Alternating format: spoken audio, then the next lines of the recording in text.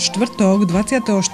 októbra sa slávnostne otvárala exteriérová galéria sochárskeho umenia v Arborete v Kisihýbli. Nájdete tu diela, ktoré vznikali počas workshopov s názvom Vlnoobjekt.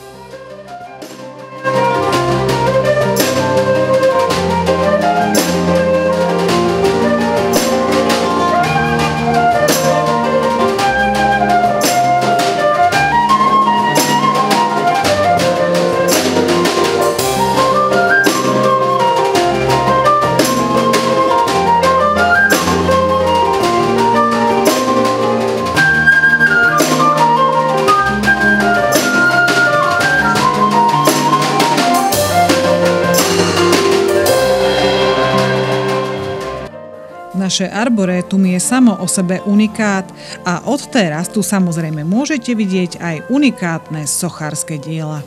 Ono je to taký zárodok budúcej, dúfajme, že veľmi veľkej a krásnej a navštevovanej exteriérovej galérie moderného umenia. Cieľom je, aby Banská Štiavnica získala ďalšiu atraktivitu, za ktorou budú chodiť ľudia. Aby to nebola len história alebo príroda, ktorá je známym ťahuňom, ale aby sme k tomu pridali ešte niečo ďalšie. A to je práve takáto galéria, ktorá sa nezrodila tak ako keby na zelenej lúke, ale naväzuje na tradíciu, ktorá tu bola položená Jankom Ivaničom, pánom Bachratým, ktorí robili sochárske sympózie už predtým, ktorí nám tu zanechali pamiatky v podobe krásnych diel rozmiestnených v meste alebo aj v okolí mesta. My sme sa tejto tradície chytili a rozvinuli sme to v podobe každoročného workshopu, ktorý vytvára tieto krásne moderné diela. Zaujímalo nás, ako vznikol samotný projekt Vlnoobjekt a prečo práve u nás v Banskej Štiavnici. Mne bolo ponúknuté od Igora Kuna, že či nechcem tu vlastne spraviť svoj workshop. V podstate ja som robieval v Mlynskej doline takéto sochárske sympózia a maliarské. No a vlastne celá tá myšlienka moja sa v podstate sem presťahovala na základe toho pozvania od Igora Kuna. Oni majú vlnoplochu a my sme ako keby vznikli pod nimi taký akože mladý brat, ako súrodenec, ktorý sa rozšírila tá vlnoplocha z toho divadla a hudobného festivalu a divadelného k soche a k malbe. Ako teda ďalší nejaký prvok toho umenia, zastúpenie tohto celého podujatia. Takto som sa tu objavil, s tým, že vlastne spoznal som Ľuda Kanika, ktorý vlastne chcel túto myšlienku, aby sa teda obnovila. A ja som vlastne si to spracoval tak, aby sme ako boli noví, je to nový projekt. Áno, tá náväznosť nejaká pomyselná je, lebo však tie sochárske sympózia tu boli. Konec koncov aj ja ako študent zo strednej školy som tu bol na takom sympóziu a robil som sochu.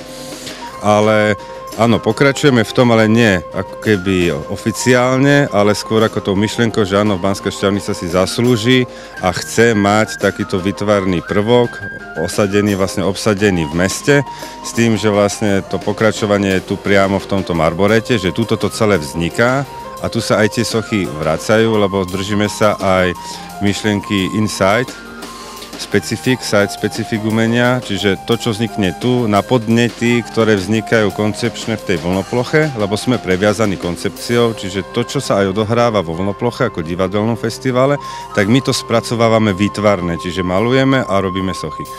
A tie sochy sa potom vrátia sem, vlastne hlavne na toto miesto, kde vznikli a samozrejme aj niektoré sochy putujú do toho mesta, ktoré tam sú potom tie rôzne odkazy od tej myšlienky až po teda jednoducho QR kód, kedy si to načítate a vidíte, že tie sochy kde vznikajú, aj videá, aj rozhovory s výtvarníkmi. Skúsme na záver povedať tak našim divákom, že koľko tých sôch momentálne v Arborete nájdu a každý rok je iná téma toho workshopu, tak sú tu nejaké také ozaj pikošky zaujímavosti? Tak dokopy všetkých sôch vzniklo 17. A 12 soch sa nachádza priamo tu v Arborete a 3 sochy sa nachádzajú v mestských lesoch a 2 sochy sa nachádzajú priamo v Štiavnici už či pri ceste, ako je Grand Hotel, tam máme celkom dobré miesto, že celá tá socha vlastne, to je tak svetelná lampa ako keby, ale to sú ruky, tá vznikla vlastne tento rok na tému Tu a teraz a oni vlastne ako nesú večné svetlo. Že tie ruky to znázorňujú a držia vlastne celú takú objímku veľkú, a ktorá svieti v noci, čiže osvetľuje to už tú cestu do tej Šťavnici, do tej, ako toho historického centra. A ďalšia socha z prvého ročníka sa nachádza tiež v Rundbare, tam pod tými klembami je nevesta Hôl, ktorá tu tiež vznikala.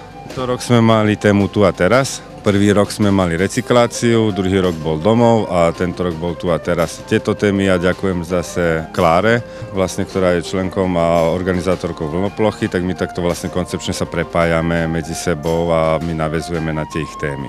Ak vás sochárske diela zaujali, môžete sa do Arboréta v Kisihýbli dostať po dohode, ideálne však ako skupinka.